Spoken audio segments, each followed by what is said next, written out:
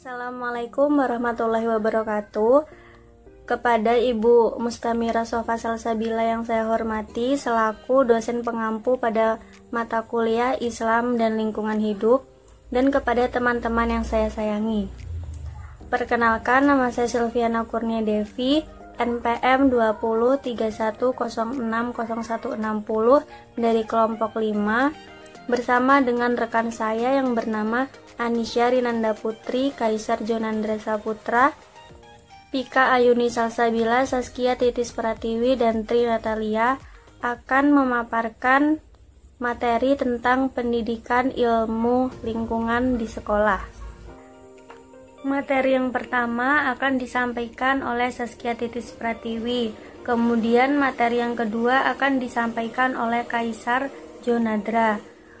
Materi yang ketiga akan disampaikan oleh Anisya Rinanda Putri, materi keempat akan disampaikan oleh Pika Ayuni Salsabila, dan materi yang terakhir akan disampaikan oleh Tri Natalia. Assalamualaikum warahmatullahi wabarakatuh. Saya Saskia Titis Pratiwi. Di sini saya akan menjelaskan pengertian dari pendidikan.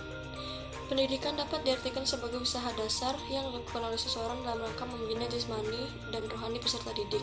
Menurut Undang-Undang Republik Indonesia Nomor 20 Tahun 2003 tentang Sistem Pendidikan Nasional, menyatakan pendidikan adalah usaha dasar dan terencana untuk mewujudkan suasana belajar dan proses pembelajaran agar peserta didik secara aktif mengembangkan potensi dirinya. Mustafa dan kawan-kawan pada tahun 2016 menyatakan pendidikan lingkungan memiliki definisi sebagai suatu proses yang bertujuan untuk membentuk nilai, perilaku, dan kebebasan untuk menghargai lingkungan pendidikan. Keberlangsungan pendidikan lingkungan seharusnya berdasarkan pengalaman secara langsung dengan alam sekitar. Assalamualaikum warahmatullahi wabarakatuh. Saya Kaisar Jonandra Saputra, NPM 2031060253, izin melanjutkan materi tentang 4 pilar. 4 pilar pendidikan lingkungan hidup didasarkan pada 4 pilar pendidikan, yaitu 1.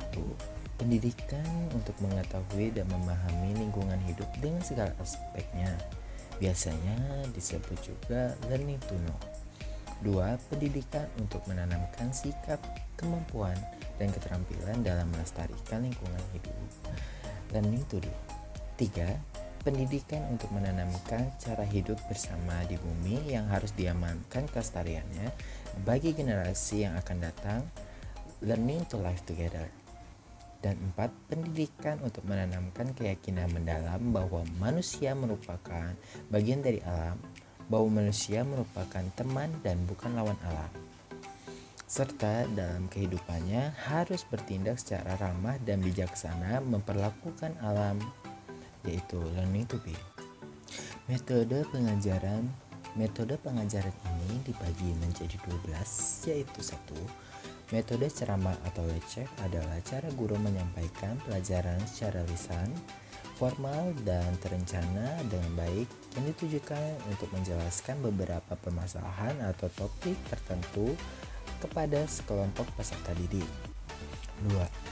Diskusi atau discussion adalah cara menyajikan pelajaran di mana para peserta didik aktif dalam mengemukakan pendapat, pengetahuan maupun pengalaman dari materi yang tertentukan. Tujuannya memecahkan masalah, menambah pengetahuan peserta didik, bertukar pengetahuan, pendapat, namun bukan berupa debat yang bersifat adu argumentasi. 3. Demonstrasi atau demonstration adalah cara yang digunakan untuk membelajarkan peserta dengan tindakan atau peragakan langkah-langkah pengerjaan sesuatu. Demonstrasi merupakan praktek yang diperagakan kepada peserta. 4. Penugasan atau recitation adalah cara penyajian materi pelajaran dengan menugaskan kepada peserta didik untuk melakukan kegiatan di luar jam pelajaran tatap muka. 5. Pengamatan atau observation adalah cara mempelajari materi pelajaran dengan melakukan pengamatan dalam usaha memperoleh informasi mengenai objek-objek atau kejadian-kejadian tertentu dengan menggunakan panca indera. Saya Anisya Rinanda Putri dengan NPM 2031060035 ingin melanjutkan materi tentang metode pembelajaran. Yang pertama yaitu bercerita atau telling metode, yaitu menceritakan kisah-kisah kejadian tentang suatu hal supaya pendengar dapat mengambil hikmah, khususnya moral yang terkandung dalam cerita tersebut. Selanjutnya percobaan atau eksperimen. Hal ini dapat dilakukan dengan cara percobaan dalam hal belajar mengajar. Metode ini juga membuat peserta didik percaya atas kebenaran berdasarkan percobaan sendiri dibanding dengan masukan dari guru maupun dari buku. Selanjutnya yaitu praktek pengalaman langsung, yaitu dengan cara mengajak peserta didik aktif berinteraksi secara langsung dengan alam, dengan tujuan untuk mendapatkan pemahaman dan juga pengetahuan secara langsung dengan alam. Selanjutnya yaitu karya wisata, dengan cara membawa peserta didik ke objek yang akan dipelajari di luar kelas, di mana guru dan peserta didik hanya berperan sebagai turis. Selanjutnya yaitu tanya jawab, merupakan cara penyampaian pembelajaran dengan cara memberi pertanyaan-pertanyaan lalu peserta didik menjawab pertanyaan tersebut atau sebaliknya. Yang terakhir yaitu bermain peran, merupakan cara penyampaian materi melalui pengembangan imajinasi maupun penghayatan. Lalu peserta didik dapat memerankan sebagai makhluk hidup ataupun benda mati. Saya Pika Yuni Salsabila, NPM 20310601, akan memberikan materi tentang manfaat pendidikan ilmu lingkungan. Yang pertama, pendidikan ilmu lingkungan memberikan pengetahuan yang lebih kepada peserta didik tentang lingkungan hidup dan juga komponen-komponen yang ada di dalamnya yang saling berkaitan dan mempengaruhi. Yang kedua, pendidikan ilmu lingkungan memberikan pemahaman akan pentingnya menjaga dan melestarikan lingkungan sekitar. Yang ketiga, pendidikan ilmu lingkungan memberikan gambaran yang nyata akan segala dampak yang terjadi akibat kerusakan lingkungan sekitar, yang sebagian besar sering dilakukan oleh manusia. Dan yang terakhir, pendidikan ilmu lingkungan melatih para peserta didik agar lebih bertanggung jawab atas segala tindakan yang dilakukan untuk menjaga kelestarian lingkungan sekitar. Selanjutnya, materi yang akan saya sampaikan mengenai prinsip-prinsip pendidikan ilmu lingkungan. Agar dapat mencapai tujuannya, yaitu untuk menciptakan manusia yang memiliki rasa kepedulian terhadap kelestarian lingkungan. Ada beberapa prinsip, yaitu yang pertama, harus mempertimbangkan lingkungan sebagai suatu totalitas yang alami dan buatan, dan bersifat teknologi dan sosial. Yang kedua, merupakan proses yang berjalan secara terus-menerus dan sepanjang hidup, yang dimulai pada zaman prasekolah dan berlanjut ke tahap pendidikan formal dan non-formal. Yang ketiga, memiliki pendekatan yang bersifat interdisipliner dengan menarik atau mengambil isi yang spesifik dari masing-masing ilmu.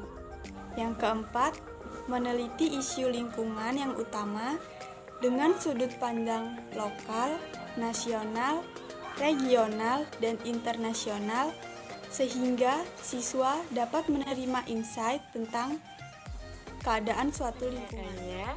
NPM 2031060176.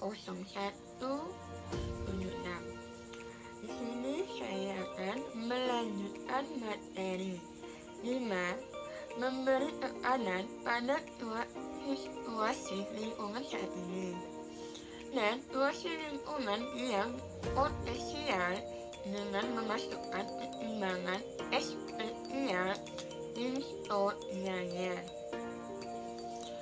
Dan yang keenam, promosikan nilai dan pentingnya kerjasama nasional dan internasional untuk mencegah dan memecahkan masalah-masalah lingkungan ini. 7. Secara eksplisit, pertimbangan dan perhitungan aspek lingkungan dalam rencana pembangunan dan pertumbuhan. Dan yang ke-8, memampukan peserta pendidik untuk mempunyai peran dalam rencana pengalaman dan memberi kesempatan pada mereka untuk keputusan dan menerima konsekuensi dari keputusan lingkungan. Dan yang ke-9, menghubungkan kekuatan terhadap lingkungan, pengetahuan, keterampilan, dan untuk mencegah masalah. Dan kualifikasi nilai pada setiap umum, tetapi bagi umum muda diberikan pada setiap tahap khusus kepada mereka terhadap lingkungan tersebut. Dan yang ke-10, membantu peserta didik menemukan gejala-gejala yang menyebabkan dari masalah lingkungan. 11. Memberi tekanan mengenai kompetensi lingkungan sehingga diperlukan kemampuan berpikir secara kritis dan keterampilan untuk mencegah masalah itu. Dan yang terakhir, manfaat beraneka ragam mempelajari dan membagi pendekatan dalam mempelajari dengan tekanan yang kuat. Kegiatan-kegiatan ini bersifat praktis dan memberi pengalaman secara langsung. Demikian pemaparan materi dari kelompok kami. Apabila terdapat kesalahan, kami mohon maaf. Kami akhiri. Wassalamualaikum warahmatullahi wabarakatuh.